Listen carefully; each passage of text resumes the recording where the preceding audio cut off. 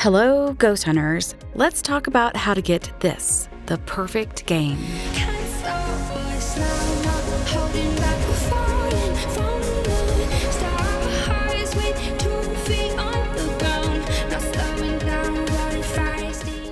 Some of you probably already know that a while ago Phasmophobia introduced a bonus in your contract completion.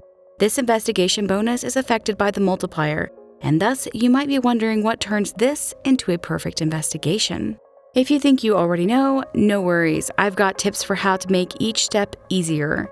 So follow along and let me know in the comments if you have suggestions of your own. First, you'll need to identify your ghost correctly. No ghost type is worth more than others, but beware of the mimic, as this often fools people into thinking they've got a different ghost type than they actually do. Second, you will need to complete all of your objectives. Keep in mind that you can likely determine whether or not you can feasibly get a perfect game before even going inside. So which objectives are best? The easiest to complete is probably this one, which only requires you to get an EMF reading. But getting a ghost to blow out a candle, set off a motion sensor, or whisper in the parabolic microphone are also very easy. Also, smudging the ghost room is a quick and easy objective. Some harder objectives include sanity below 25%, preventing a hunt with a crucifix, witnessing a ghost event, capturing a photo of the ghost, and repelling the ghost with a smudge while it's chasing someone. These are all harder for various reasons, but depending on how you play, you may find some of them easier. For example, if I'm playing on sunny meadows and the ghost is not near the front of the building, I will simply use the Ouija board to lower sanity. This can complete two different objectives, the 25% sanity objective or the prevent a hunt with a crucifix, assuming I've already placed crucifixes in the ghost haunting area. If you're playing a much harder difficulty with no hiding spots, no sprinting, and faster ghost, then smudging a ghost while it's chasing someone is probably not a worthwhile objective. I'm more likely to attempt some objectives when in a larger location than I am in a smaller location. The one objective I never attempt is escaping the ghost during a hunt. In my personal opinion, this objective can be a bit buggy, and sometimes, despite allowing it to chase and then smudging or hiding and surviving, it doesn't always count. It is a risky objective even on easier difficulties, and thus, I typically do not choose to attempt a perfect game if it is one of my objectives. Okay, so you figured out your ghost and you've completed all of your objectives. But not so fast. There's still more you have to do before getting that perfect game. You'll have to also find and collect your bone. And since the bone photo is worth more than most photos, I also recommend that you take a photo of the bone. Because the bone can be difficult to find in a large location like sunny meadows, I also choose to have a Ouija board and simply ask the board, "Where is your bone?" This can cut down a lot of time in your investigation if you're in a large location.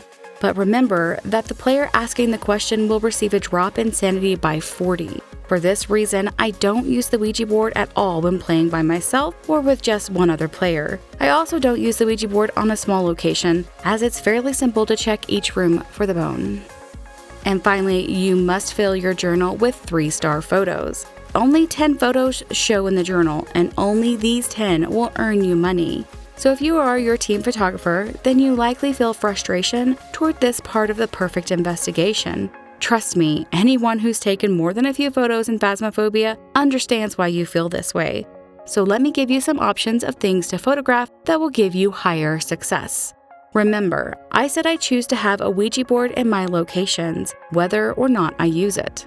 This can be photographed easily to get a 3-star photo. If you ask it where the bone is, you can snap a second photo for an easy 3-star. Then of course, the bone also counts as a 3-star photo. If your ghost happens to have ghostwriting as evidence, you can snap 1 to 2 photos of this. If you've brought 2 books, if your ghost gives you dirty water, this is an easy way to get 3-star photos. If you're not currently bringing 3 salts to every investigation, I highly recommend that you do. Each stepped-in salt pile is worth 1 3-star photo. If your ghost burns a crucifix partially or fully, these also provide great photos, but obviously are quite a bit more risky. And for those things I don't recommend photographing, fingerprints, doors that have been interacted with, dots, glowy footsteps, the ghost, if you're uncertain it's close enough for a 3-star photo, and most ghost interactions. While these are all possible photographs, they often show up in your book as nothing. And because of this, will often throw off your 3-star photos and ruin your perfect game.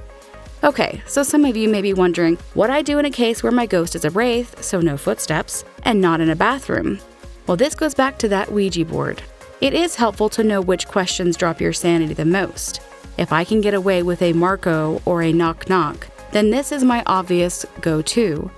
I also ask questions like, when did you die? How old are you? Do you like me? How did you die? And a variety of other questions that often come back with about a 10% or less sanity drain. I avoid questions like, where are you and where is your bone? Because these are huge drains and will result in a board that breaks and starts a cursed hunt. But each time the ghost responds to a question, it can be photographed for an easy 3-star photo. So in review, perfect games require that you identify your ghost, complete all of your objectives, collect the bone, and fill your journal with 10-star photos that are all rated 3 stars. If you have questions on how I personally complete this that I didn't cover in this video, please let me know in the comments. Perfect investigations provide a good chunk of money and XP on top of what you normally would earn, and when not involving high risk, totally worth completing. Thanks for watching. Remember to like and subscribe, and as always, happy hunting!